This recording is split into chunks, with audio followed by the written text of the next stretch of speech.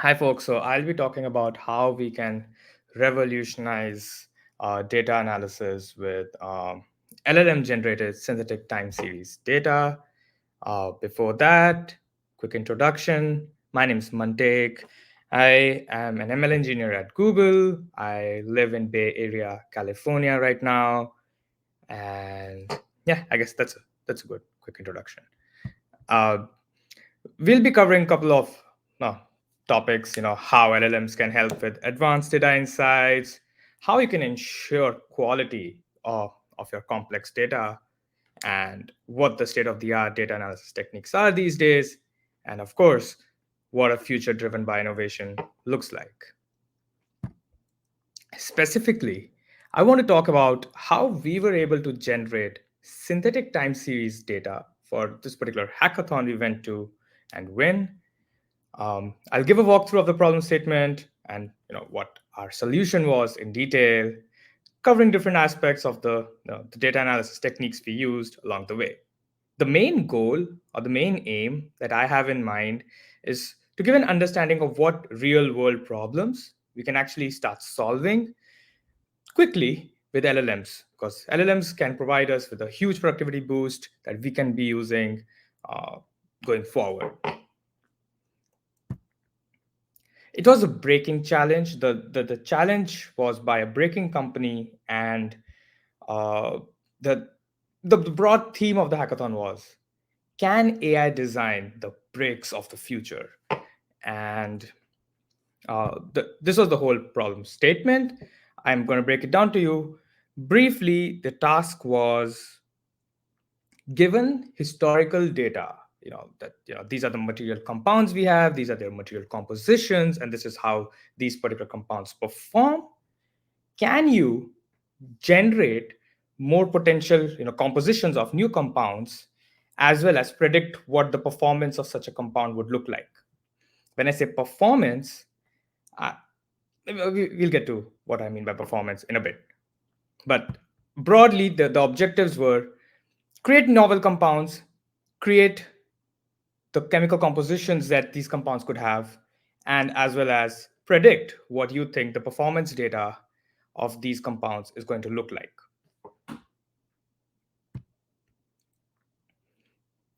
Uh, Actually, yeah, let me describe what performance data would means over here.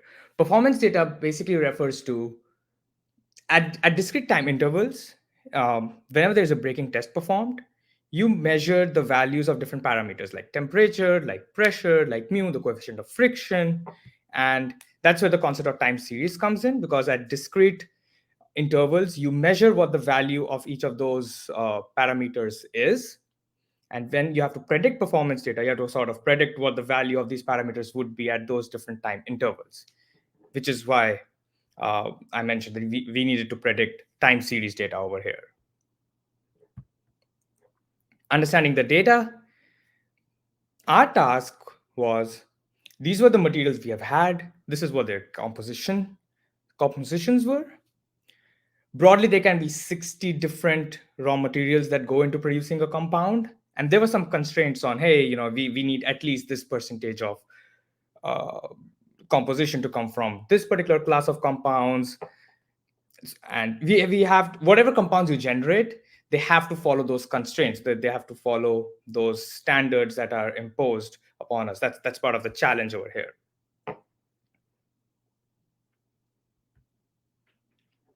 Next, we had to predict for 120. There were 124 breaking tests that were performed, and for each test, we had to predict different parameters. Like, this is what we think the value of pressure is going to be. This is what the value of temperature is going to be. This is what the value of mu is going to be. I have added a snippet of sample data if somebody is interested in going over that. But broadly, we were just supposed to generate time series data 124 times for each compound. Evaluation criteria. There were four themes of there were four broad categories that we were evaluated against. The first one was, you have to follow the given constraints, of course. This is what I was talking about, like, the generated compounds should have at least this percentage of composition coming from this particular class of compounds, and if you're not following the constraints, well, that's just an infeasible compound and doesn't really make sense to even suggest such a compound. So you have to follow the given constraints. You have to have technical relevance. So the synthetic data that you're going to output, this is going to be for different parameters. And technical relevance here means, as time increases, for example, the temperature of the breaking component increases. But if your output is like not even following those patterns of data that we have seen historically, that basically means that this is an invalid output. So your output has to be technically relevant. Your output has to follow the given constraints, and your output should have good performance data. Performance data here refers to the value of mu, or the coefficient of friction, which should be within the provided um, benchmarked values. The last one was variability. How different is your compound? How variable is your compound from the already existing compound? So the goal here is to predict different breaking compounds that can be used going forward in the future. And if it's not very variable, then maybe you're not really having a value add. The real value add comes from when the machine or the LLM is like, hey, I really think that we can have a compound that this particular compound with this composition that hasn't been tested yet, but based on historical data, I do think that this is something that was going to help us going forward. And if the generated compound is very similar to already existing compounds out there in the market, you're not probably going to make a huge dent out there. But so there are certain points for variability as well. Our solution, we divided the problem into three basic subsets. The first one was the material selection module. This module is the one that's responsible for creating, for outputting the raw material compositions for different materials. So this compound's like, hey, you know what? I have seen this amount of historical data, and this is what the composition should be. This is what I think is a viable compound we have. The next module is the data generator module, which takes this output as an input over here. It's like, oh, okay, you have given me a material with this composition, and this is the time series data that I think this particular compound is going to have for this particular breaking test. And lastly, we have the data validator module, which rewards you for having an output that matches the valuation criteria, and penalizes you if you don't do that. Now, this is very similar to LLM as a judge. There were some papers published on this topic as well, and that is something I'll get to in a bit too. But broadly, we had these three components in our solution. This is just a high-level diagram of what we were doing. We had a material selection compound, basically something material selection module, which basically spits out the recipes for different materials out there. Then we had the data generation module, which took this as an input, and it just helped output a bunch of synthetic time series data or performance data. And then lastly, we had the validation module, responsible for the reward and penalizing if in case the output was not good enough. Now, why do we need the material selection compound? Well, the answer to that is the performance of the performance that you have, the performance data basically depends on the material composition, right? So we needed a smart way of outputting the raw compositions that we felt could work based on historical data, and we clustered the existing compounds using some very raw PCA analysis. We asked the LLMs to produce this as well, by the way. We just said, plot this, do some PCA analysis on this historical data, and we realized that there are like a bunch of 2 or 3 clusters, more or less, that we can see over here. Then we fine-tuned our model. We fine-tuned a particular foundation model, and we said, what do you think? What can be so-called good compounds that exist out there? And then we added those to this particular graph, and we realized, the output more or less seems to be matching what we expect. So even our output is like within those clusters, more or less. And in the end, you just have to be smart with and prune those compounds to maximize variability. We tried to maximize variability within the generated compounds. So we didn't want to, like, for example, output all our generated compounds in one particular cluster. We want to like cover the graph as much as we can. And we, of course, wanted to maximize variability with respect to the compounds that were provided to us. So these were the compounds that, more or less, on this graph that I'm trying to show, these were the compounds that a material selection module produced, and we inserted these compositions into the data generator module.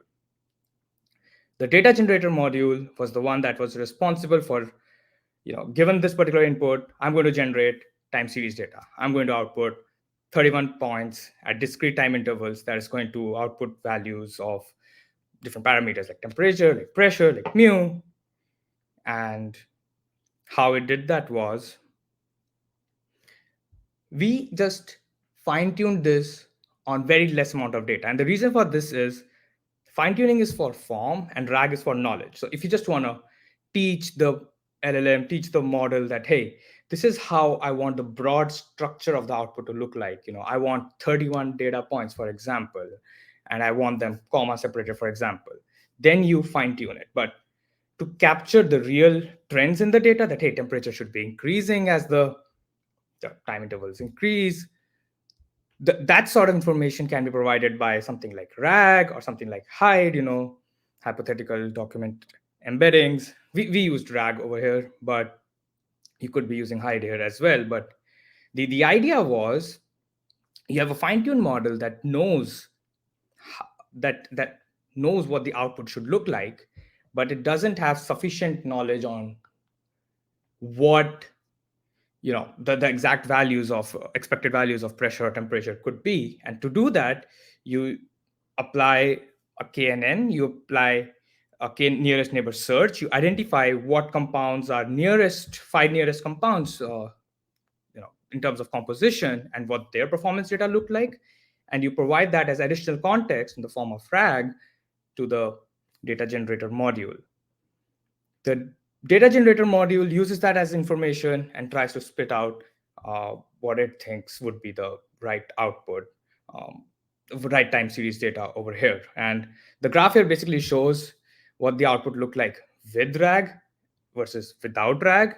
And uh, more or less, our output was supposed to, it was supposed to be on average be close to zero 0.6. Mu is supposed to be near 0.6 according to the given constraints. And that was something that we were able to um, really achieve through RAG. Without that, we were not getting the results that we really wanted to see.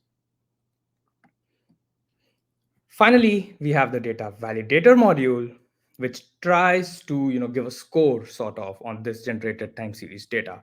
Now, recently, NVIDIA came out with a new LLM as well, which sort of used something very similar. Something they used LLM as a judge over here, and I think the crux of this is, whenever you need a model that generates synthetic data or complex data, you also need another LLM of sorts, or some feedback, some way of evaluating what the synthetic data looks like. And you sort of want to reward the model when it produces time series data or any form of complex data, synthetic data that you feel meets the benchmarks, and you want to penalize when that's not good enough.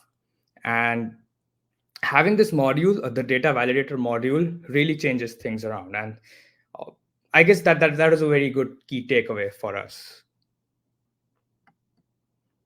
The results, we essentially generated, we used one compound over here. 5 of them are like that already existed historically, and one of them was something that we generated ourselves. And it was very hard to know, whether, hey, do you think this is synthetic performance, this is synthetic data, or is this like something that actually exists in our database already? And that's because the quality of the generated results was just so good. And yeah, learnings for the future, AI will be everywhere. Of course, we have heard that a number of times, but AI is no longer confined to just research labs. I think we can expect to see AI integrated in almost all forms of life, healthcare, finance, pretty sure. I think there was another talk, or there will be a talk on how AI will be used in drug development as well. So AI will definitely be everywhere and not just in research labs anymore. And then there's definitely a rise of data centric AI. At the same time, I think the more explainable AI is, I think where we are reaching now is we are reaching a black box where we just ask this machine to output your data, output, take critical decisions. So the more explainable we can make it, the more trust and transparency we can build into our solutions, the better it's going to be.